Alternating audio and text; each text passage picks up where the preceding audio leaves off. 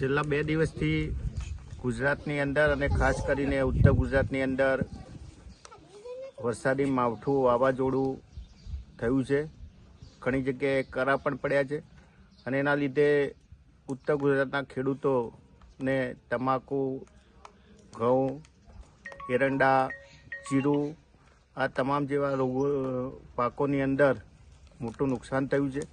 સૌરાષ્ટ્રની અંદર પણ ફરફરાદી, આંબા આ તમામ જે પાકો કહેવાય એને નુકસાન થયું છે.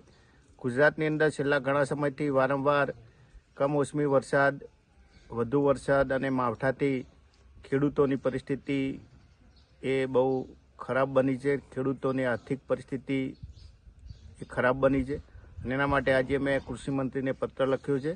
મેં ગુજરાતના ખેડૂતો માટે ખાસ પેકેજ જાહેર કરવા માટે કેન્દ્ર સરકારને વિનંતી કરવાની પણ વાત કરી છે.